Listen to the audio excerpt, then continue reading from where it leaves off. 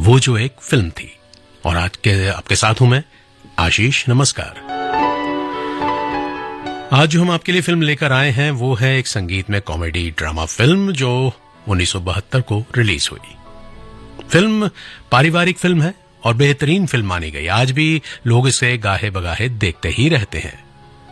और हम भी चाहेंगे कि इस फिल्म से जुड़ी कुछ ऐसी यादगार बात आप हमारे साथ साझा करें अपने व्हाट्सएप मैसेज के जरिए, ताकि हमारे और श्रोता भी जो इस फिल्म के बारे में ये खूबसूरत जानकारी नहीं जानते जो आपको पता है वो उन तक पहुंच सके। बस करना आपको इतना है कि अपने मोबाइल से अपना व्हाट्सएप मैसेज जो है वो हमें भेजना है 9868868753 9868868753। ये वो नंबर है, हमेशा की तरह मैं कहूंगा, जो दिल से दिल के तार जोड़ता है और आपके पैगामात से हमारे दूसरे श्रोता जो हैं, जो इस कार्यक्रम को सुन रहे हैं, वो भी जान पाएंगे इस फिल्म की खास बातें। फिल्म कौन सी है? फिल्म है बावर्ची। ऋषिकेश मुखर्जी द्वारा निर्देशित और एनसी सिप्पी, रोमो एन सिप्पी और ऋषिकेश मुखर्जी द्वारा निर्मित। भारत में 7 जुलाई 1972 को रिलीज हुई। इस फिल्म में राजेश खन्ना, जया भादुड़ी, असरानी, हरिंद्रनाथ चट्टोपाध्याय, ए.के. हंगल, दुर्गा खोटे, मनीषा जैसे कलाकार शामिल थे। संपादक हैं इस फिल्म के दास दहमाड़े। कला निर्देशक हैं अजीत बनर्जी और जयवंत पठारे की सिनेमाटोग्राफी नायाब है। संवाद लिखे गुलजार साहब ने और कैफी आजमी और मदन मोहन की गीत संगीत की जुगलबंदी भी अद्भुत है। ये फिल्म तपन सिन्हा की बांग्ला फिल्म गोल्पो होलियो शोती जो 1966 में आई थी उसकी रीमेक थी। फिल्म को वर्ष 1972 की 8वीं सबसे ज्यादा कमाई करने वाली फिल्म का दर्जा दिया गया। राजेश खन्ना ने इस फिल्म में अपने प्रदर्शन के लिए सर्वश्रेष्ठ अभिनेता हिंदी के लिए अपना दूसरा BFJA पुरस्कार जीता। फिल्म को तमिल और कन्नड़ में भी बनाया गया दोस्तों, और इसने 1997 की हिंदी फिल्म हीरो नंबर 1 के लिए महान प्रेरणा के रूप में भी काम किया। फिल्म की कहानी, फिल्म के पात्रों के बारे में आपको बताएंगे। आप सुनते रहिए FM गोल्ड और अपना दिमाग भी लगाते रहिएगा। ढूंढिएगा कि इस फिल्म से जुड़ी कोई यादगार बात जो आप साझा करना चाहें।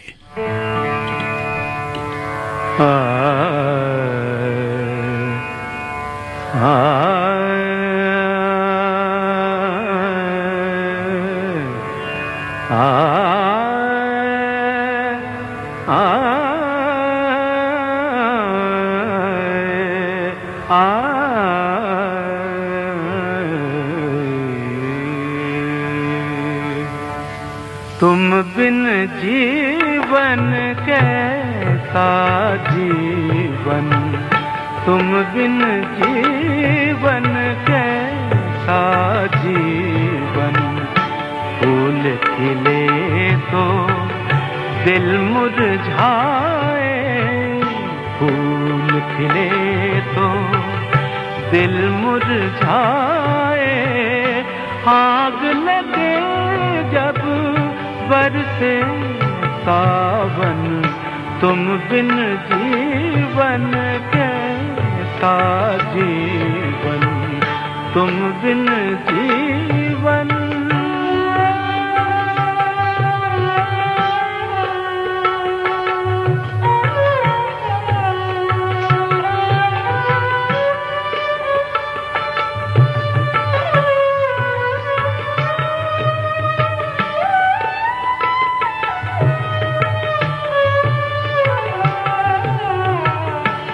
रूठे तुम जब से पिया, रूठे तुम जब से। सुना सा है मन का डेरा, बैरी है दुनिया, बैरी है दुनिया। बाटे कोई क्यों दुख मेरा, अपने आंसू अपना ही दामन। तुम बिन जीवन कैसा जीवन, तुम बिन जीवन।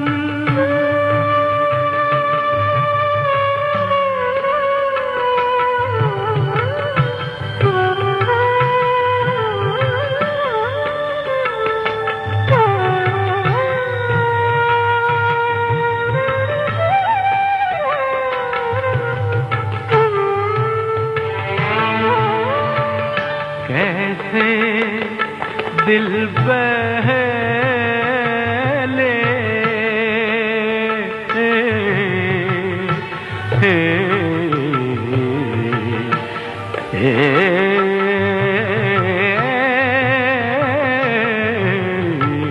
कैसे दिल बहले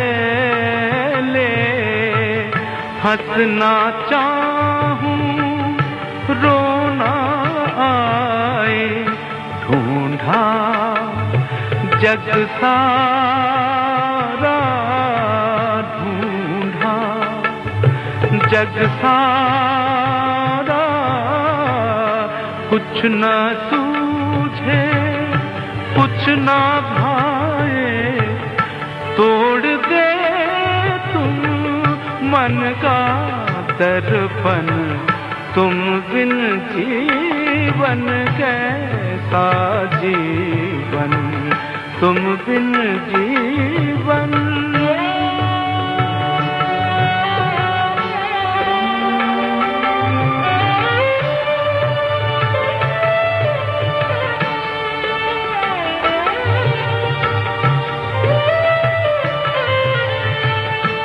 किसको समझाऊं किसको समझाऊं गुजरी क्या क्या बीती क्या क्या पूछे ये दुनिया पूछे ये दुनिया किसके हाथों ये दिल टूटा हाल हुआ ये किसके कारण तुम बिन जीवन कैसा जीवन फूल खिले तो दिल मुरझाए फूल खिले तो दिल मुरझाए आग लगे जब बरसे सावन तुम बिन जीवन कैसा जीवन तुम बिन जीवन। दोस्तों, ऋषिकेश मुखर्जी मशहूर निर्देशक बिमल रॉय के लंबे समय तक फिल्म एडिटर रहे। सिर्फ उनकी फिल्मों को देखकर फिल्म एडिटिंग की कला में महारत हासिल की जा सकती है। राजेश खन्ना को सेट पर ही झाड़ देने वाले वो अपने जमाने के इकलौते फिल्म निर्देशक रहे। फिल्म बावर्ची के हीरो राजेश खन्ना ही हैं और उनकी एंट्री से पहले ऋषिकेश मुखर्जी अपने हीरो के लिए एक मंच तैयार करते हैं। फिल्म की शुरुआत होती है और फिल्म शुरू भी बिल्कुल रंगमंच की तरह ही होती है। पर्दा पड़ा हुआ है, पीछे से अमिताभ बच्चन साहब की आवाज आ रही है। फिल्म के सारे कलाकारों का परिचय सिर्फ बोलकर कराने का ऋषिकेश मुखर्जी ने ये अद्भुत प्रयोग फिल्म बावर्ची में किया। ऐसा अमूमन नाटकों में होता है, लेकिन फिल्म बावर्ची बनी ही किसी नाटक की तरह है। हर पात्र का अलग अलग आभा मंडल है और कहानी सिर्फ एक घर में सिमटी हुई है।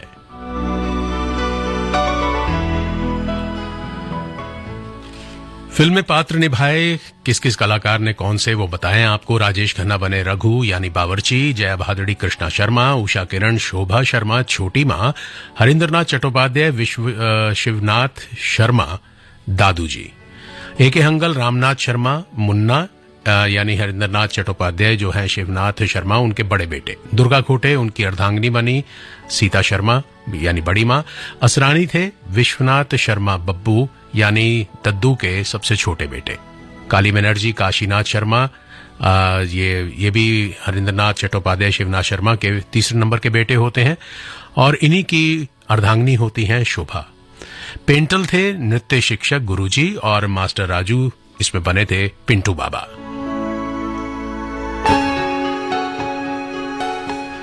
कहानी झगड़ालू शर्मा परिवार के इर्द गिर्द केंद्रित है। हालांकि घर का नाम है शांति निवास, लेकिन पीछे से आवाज जो आती है अमिताभ बच्चन साहब की, वो कहते हैं कि इस घर में हमेशा अशांति रहती है। कारण है कि इस घर में कोई बावर्ची टिक कर काम करता ही नहीं। इस घर के मुखिया हैं सन की दादू जी, जिनके बारे में ये कहा जाता है कि वो अपने घरेलू नौकरों के साथ खराब व्यवहार के कारण एक रसोइयों को कुछ महीनों से अधिक समय तक अपने पास रखने में असमर्थ रहते हैं। लेकिन ऐसा नहीं है कि केवल दादू जी का व्यवहार ऐसा है, बल्कि परिवार के सभी सदस्य जो हैं वो एक दूसरे के साथ झगड़ते रहते हैं। परिवार की बदनामी इस हद तक फैल गई कि कोई भी इंसान उनके शांति निवास नामक घर में रसोइये के रूप में काम करना नहीं चाहता। एक दिन रघु नाम का एक युवक रसोइये के रूप में काम करने की पेशकश करता है और उसे काम पर रख भी लिया जाता है। उनकी उम्मीदों से भी कम तनख्वाह पर वो चाहते हैं कि 40 या 50 रुपए पे कोई रसोइया काम करे, लेकिन रघु कहता है ना, मैं तो 30 रुपए में ही काम कर लूंगा। हैरान भी होते हैं, लेकिन उसको रख लिया जाता है। रघु इस चुनौती पर खरा उतरता है और शांति निवास के हर निवासी की आंखों का तारा बन जाता है और आंतरिक झगड़ों को भी शांत करता है और परिवार को फिर से एकजुट करता है। घर में आया ये बावर्ची घर के लोगों को एक दूसरे से प्यार करना सिखाता है, दूसरों की छोटी मोटी गलतियों को नजरअंदाज करना सिखाता है और कहता है कि अपना काम तो सभी करते हैं, लेकिन दूसरों का काम करने में जो सुख मिलता है उसका अलग ही आनंद है। गुलजार ने चुन चुनकर पारिवारिक जीवन को सुलझाने के संवाद फिल्में लिखे हैं दोस्तों, और एक फिल्म को संपूर्ण फिल्म कैसे बनाया जा सकता है उसे सिखाने के लिए फिल्म बावर्ची बिल्कुल सही उदाहरण है।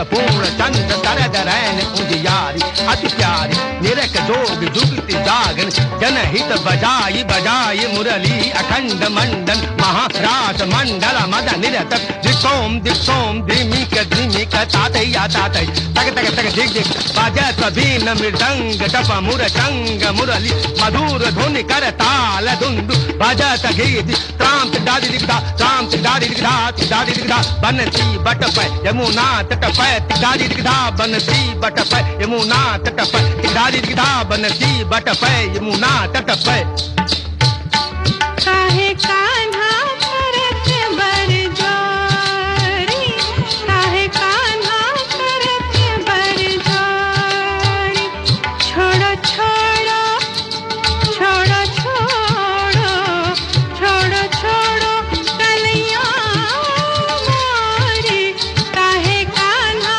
करत बरजोरी काहे कान्हा करत बरजोरी।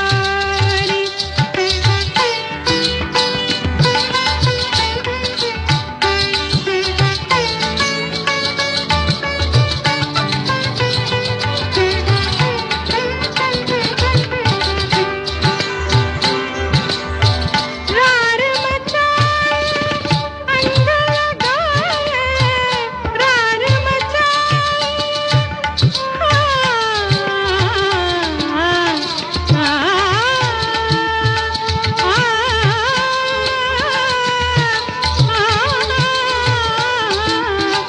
रार मचाए अंगल गाए बैया धरे गोरी गोरी काहे कान्हा करत बरजोरी काहे कान्हा काहे कान्हा काहे कान्हा करत बरजोरी काहे कान्हा करत बर दादी दिग थईता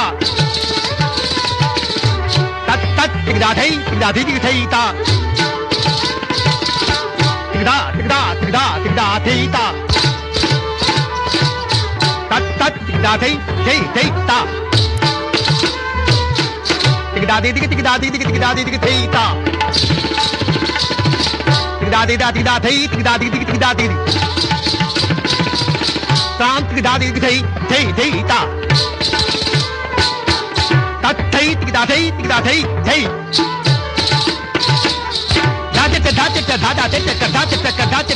धागी जगी न तो नागे तुमना गट धाती न ताती नगे नड़ा नधा देता कट देता कट गे ता कत घे घे घे घे घे घे घे ता कत घे घे घे घे घे घे घे ता थी तथी ता थी तथी ता थी तथ तथे तथे तथे थे थे तिरासाम तथ तथे तथे थे थे तिरासाम तथ तथ तथे थे थे तिरासाम ता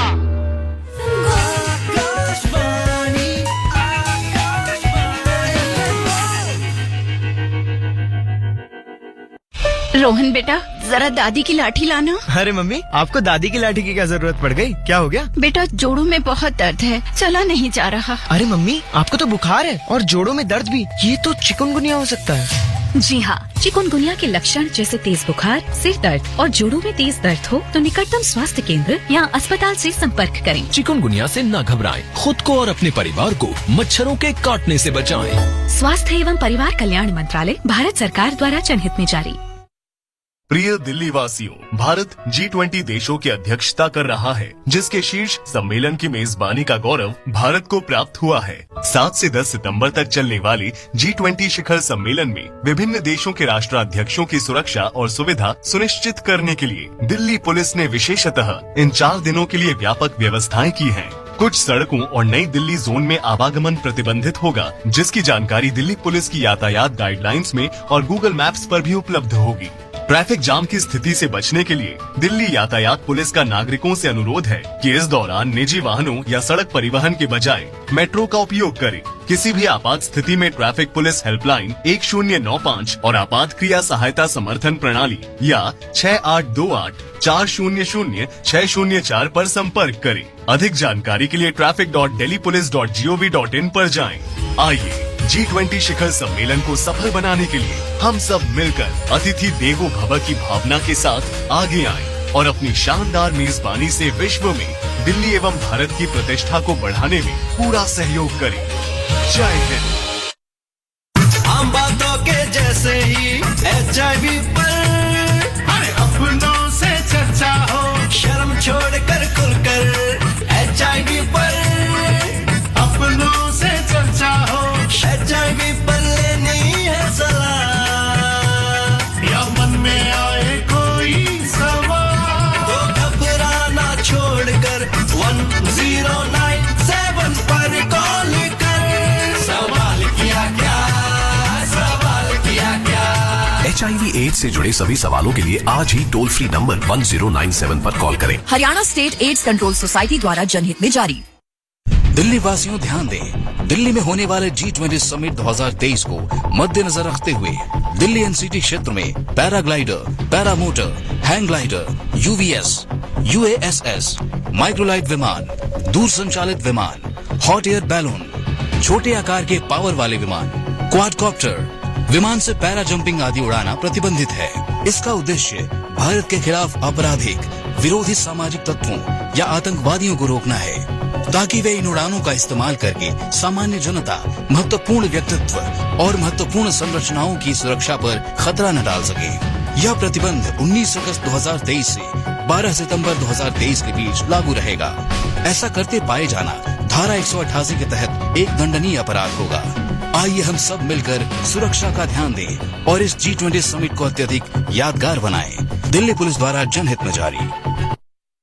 आओ बने दिल्ली पुलिस की आंख और कान और लगाएं आतंकवाद पर लगाम। दिल्ली पुलिस अत्याधुनिक तरीकों से आतंकवाद से लड़ने में पूरी तरह सक्षम है। उसे और अधिक सक्षम आप सब बना सकते हैं, जो है दिल्ली पुलिस के आंख और कान। बस आपको रखना होगा इन सब बातों का ख्याल। वाहन को बेचने से पहले खरीदार की जांच परख जरूर करें। होटल का कमरा बुक करने से पहले गेस्ट के पहचान संबंधी कागजों की प्रति जरूर लें। बिना पुलिस वेरिफिकेशन के कमरा या मकान किसी भी व्यक्ति को किराए पर न दें। किसी भी संदिग्ध गतिविधि या वस्तु के बारे में दिल्ली पुलिस को तुरंत 14547 या 112 पर सूचना दें। जब साथ आए आप और हम, आतंकवाद होगा जड़ से खत्म।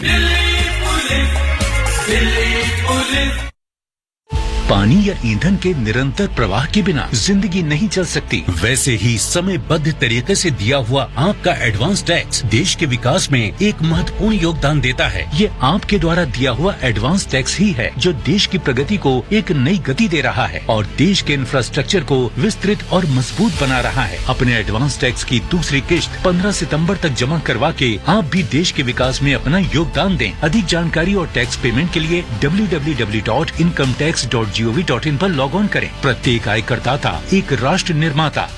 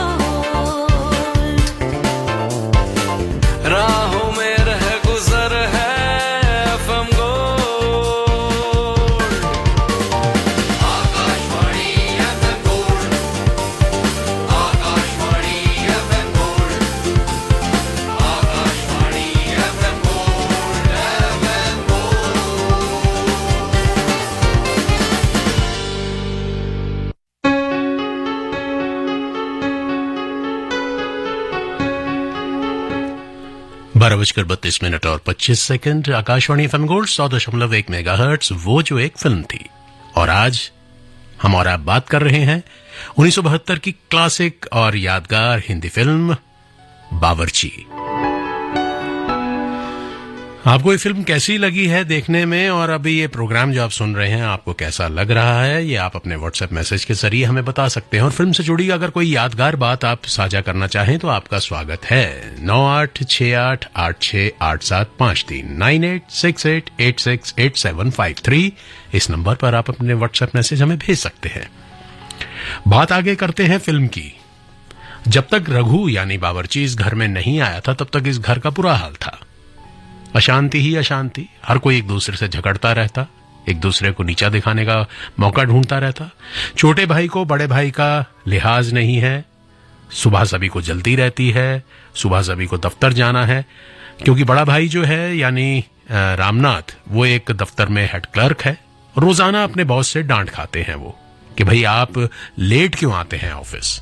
वो कहते हैं मैं क्या करूं, रोज सुबह घर में कलह रहती है। बावर्ची काम छोड़कर चला गया है, घर में कोई काम करने वाला नहीं है। मेरी पत्नी और मेरे छोटे भाई की पत्नी दोनों आपस में लड़ती रहती हैं कि रसोई का काम कौन करेगा। और इस आपाधापी में, इस झगड़े में हमेशा मैं लेट हो जाता हूं। छोटा भाई जो है काशीनाथ, वो एक स्कूल में टीचर है और वो भी ये चाहता है कि वो पहले तैयार होकर घर से निकले।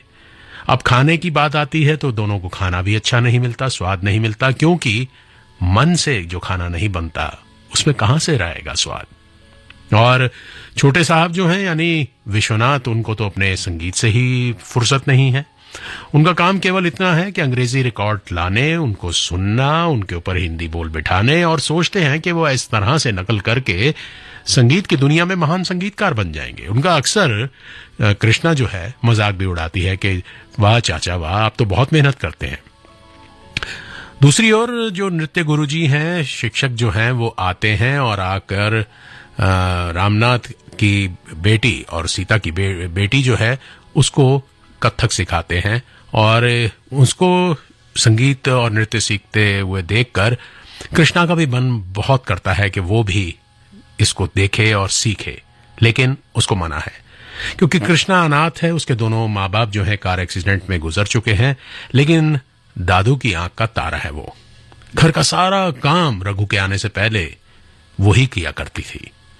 खाना बनाना, कपड़े धोना, साफ सफाई, हर कोई कृष्णा पर हक से, अधिकार से ये कहता था कि ये मेरा काम कर दो, मेरा काम कर दो। और कृष्णा जो है माथे पर शिकन लाए बिना खुशी खुशी सबका काम करती रहती है।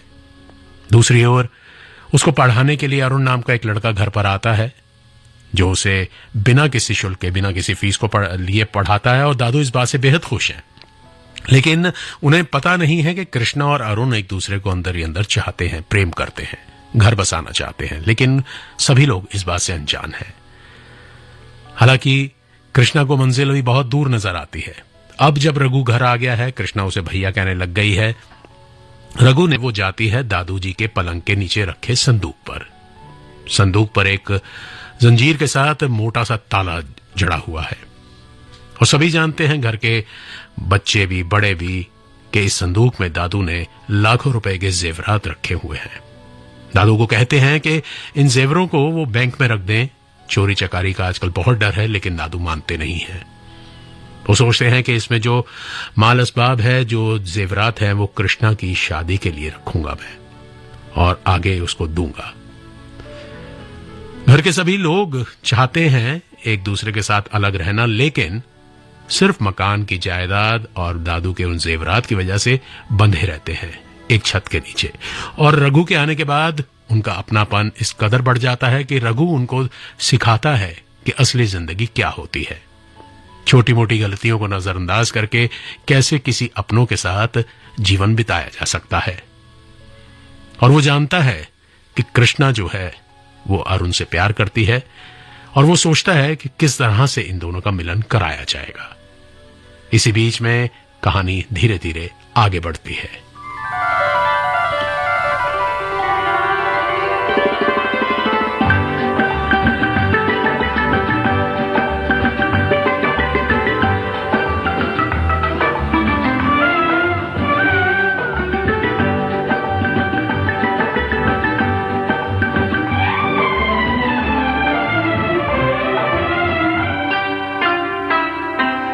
मस्त पवन डोले रे डोले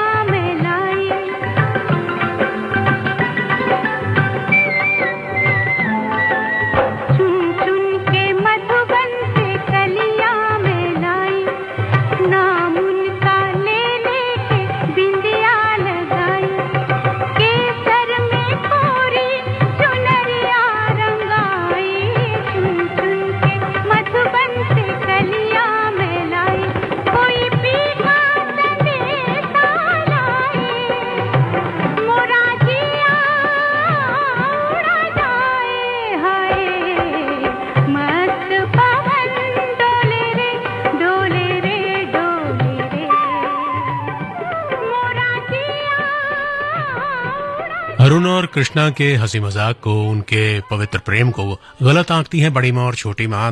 नाराज होती हैं कृष्णा के ऊपर और अरुण को तिरस्कार कर घर से बाहर निकाल देती हैं। अब परिवार तो एकजुट हो गया है, लेकिन अभी रघु का मकसद पूरा नहीं हुआ है, जिस मकसद से वो यहां पर आया है। क्या है वो मकसद?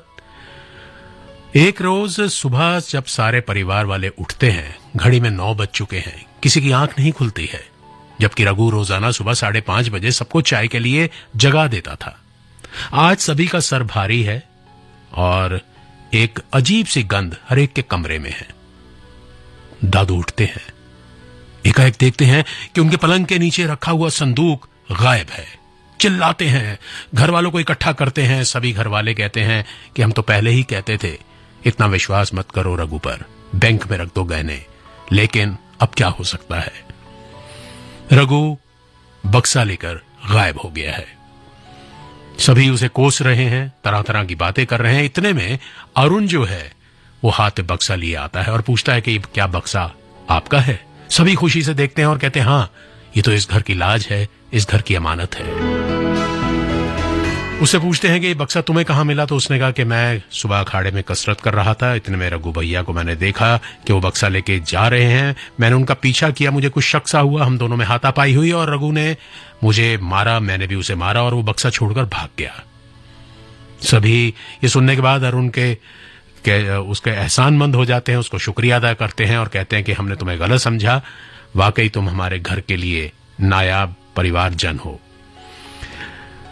लेकिन साथ ही साथ रघु को कोसते हैं, उसको तरह तरह की गालियां देते हैं, कहते हैं पुलिस में दे देते हैं, उसको ये कर देंगे वो कर देंगे। ये सुनकर अरुण एकाएक बौखला जाता है और चीख पड़ता है, नहीं, आप लोग रघु के लिए ऐसा नहीं बोल सकते। तब वो असलियत ये बताता है कि रघु ने दरअसल अखाड़े में आकर उसके साथ कुश्ती के दाव पेच करे और उसको थोड़ा बहुत ये दिखाया कि मैंने तुम्हें मारा है। उसके बाद ये बोला कि बक्सा लेकर घर चले जाओ, कहना कि मैं चुरा कर भाग रहा था और तुमने मुझसे छीन लिया, और जब ये तुम बक्सा दोगे वापस तो घर वाले तुम्हें अपना लेंगे और कृष्णा के साथ तुम्हारा रिश्ता आगे पक्का कर देंगे। ये सब सुनकर हैरान हो गए वो। कृष्णा की आंखों से झरझर आंसू बहने लग गए। इतने में वो क्या देखती है कि खिड़की के बाहर रघु उन्हें देख रहा है और खुशी से देख रहा है। जैसे कृष्णा उसको देखती है वो वापस वहां से भागने की कोशिश करता है, लेकिन कृष्णा जल्दी से घर से बाहर आती है और उसे पास जाती है और उससे पूछती है कि ऐसा क्यों किया।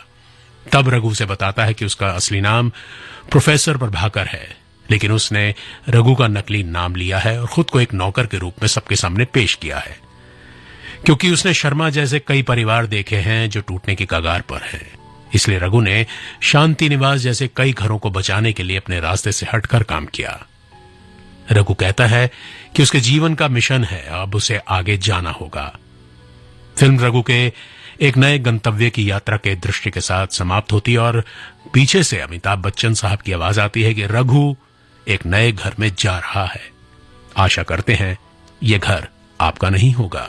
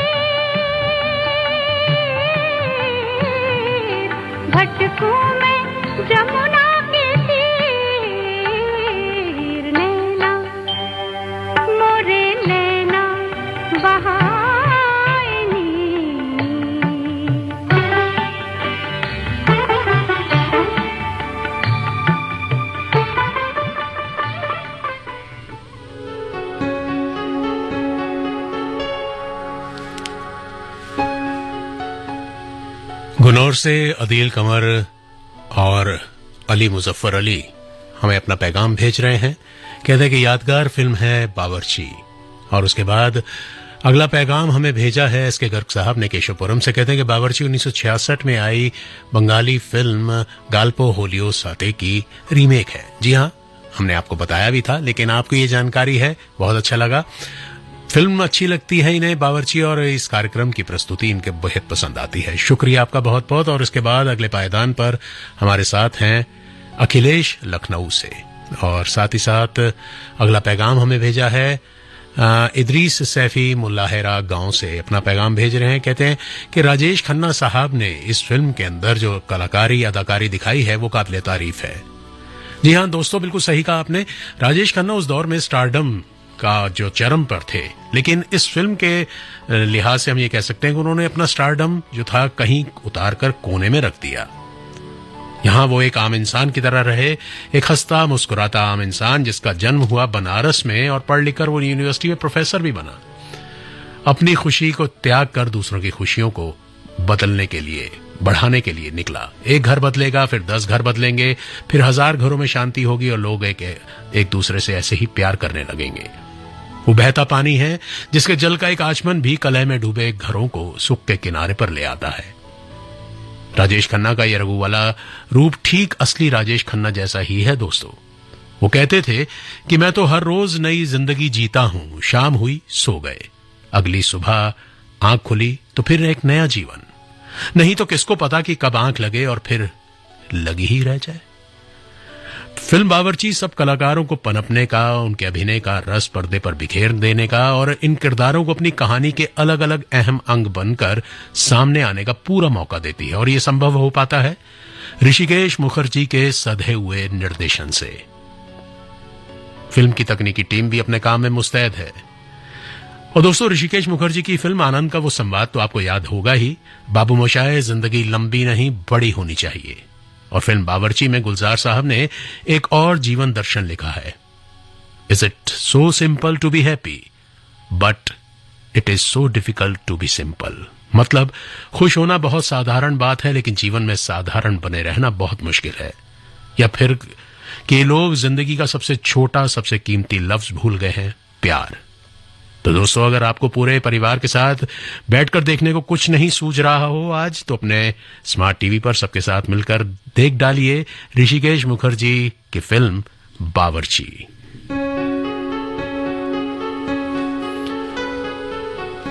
और अब आपसे मैं इजाजत लेता हूं, लेकिन जाते जाते जो आपको गीत सुनाने जा रहा हूं उसमें कैमरे की सहजता क्या होती है, ये देखना हो तो फिल्म के इस गीत में देखिएगा। पर्दे पर रघु और दोनों चचेरी बहनें जब एक साथ गाना गाती हैं और camera zoom in zoom out होता है तो कैमरे की सहजता देखने लायक है। कोई जर्क नहीं, कोई आउट ऑफ फोकस नहीं। पूरी फिल्म में तमाम लंबे और दृश्य हैं ऐसे जिनमें जयवंत पठारे की कैमरे की साधना दिखती है, और खासकर इस गीत में भी। सुनते रहिएगा एफएम गोल्ड, क्योंकि 1:10 पर समाचारों के बाद आपसे फिर मुलाकात होगी। दिल ढूंढता है मैं।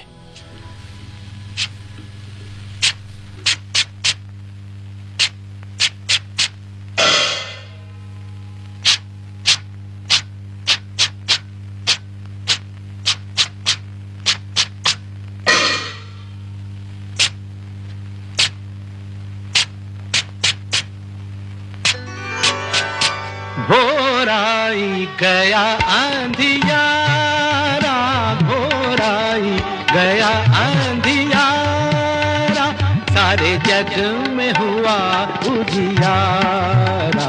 नाचे झूमे ये मन मत भरा, भोराई गया आंधियारा, गया आंधियारा, गया आंधियारा।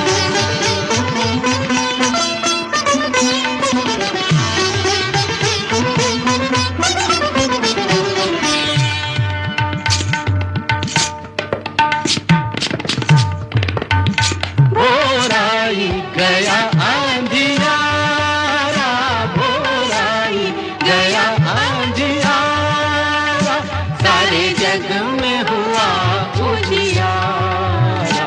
नाचे झूमे ये मन मत भरा, भोराई गया आंधी।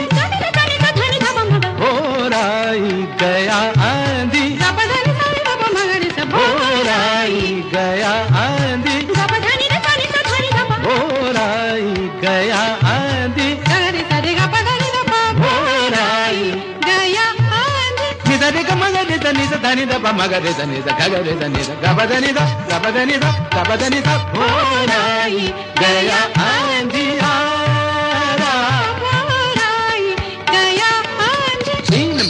झांझ जब बाजत था पर नाचत कृष्ण कन्हैया गोपिन के संग राज रचावत नाच जावत ताता तैया थई तैया थई तैया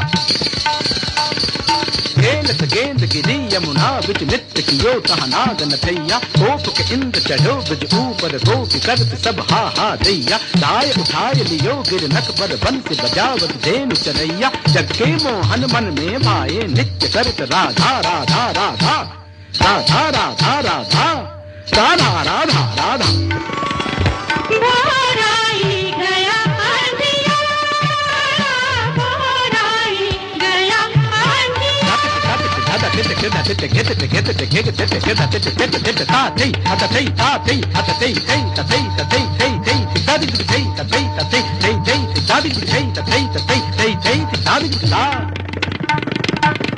धरती भी झूमे बगिया भी झूमे धरती भी झूमे बगिया भी झूमे भंवरा मचल के कलियों को झूमे भंवरा मचल के कलियों को झूमे नन्ही किरण मुस्कान लागे नीला गगन बड़ा बड़ा बड़ा नारा भोर आई गया आंधिया भोर आई गया आंधिया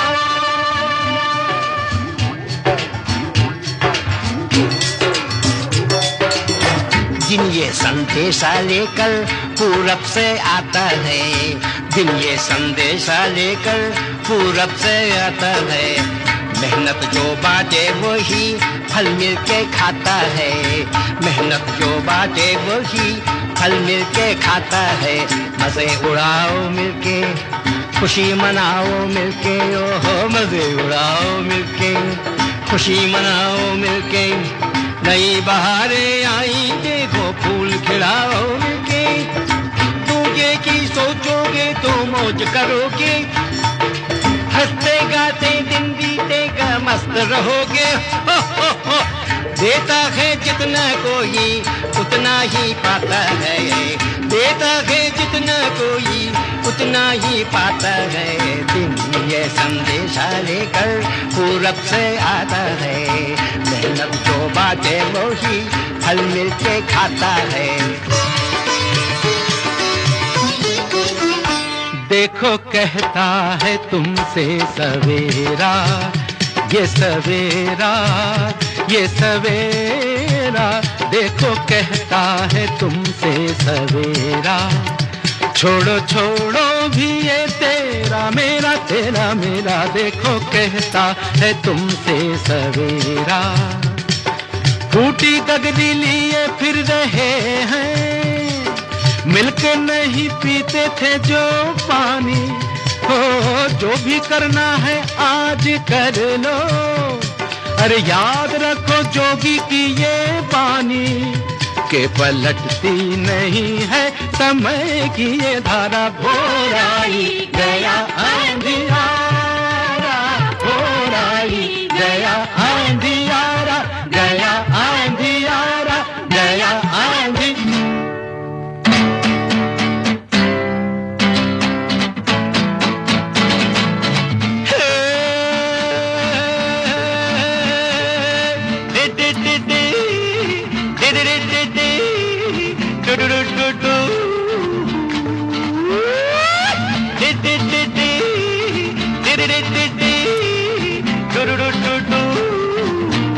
Good morning, good morning, good morning, oh Papa. Good morning, oh Daddy. Good morning to everybody. Good morning, good morning, good morning, good morning. बेटा यस पापा बरखोरदार यस डैडी अपनी भाषा में बोलो अरे हाँ हाँ आई एम सॉरी नमस्ते नमस्ते ओ पिताजी नमस्ते जय हिंद ओ पिताजी जय हिंद नमस्ते नमस्ते है सबको नमस्ते बाबू चाचा। नमस्ते नमस्ते नमस्ते नमस्ते The morning rays are coming. The happy days are coming. The morning rays are coming. The happy days are coming. हाय बिरबुला सुबह की किरणें आई है बहुत अच्छे खुशियाँ ही खुशियाँ लाई है वाह वाह बेटा सुबह की किरणें आई है खुशियाँ ही खुशियाँ लाई है नमस्ते नमस्ते ओ पिताजी नमस्ते जय हिंद ओ पिताजी जय हिंद नमस्ते नमस्ते है सबको नमस्ते नमस्ते नमस्ते नमस्ते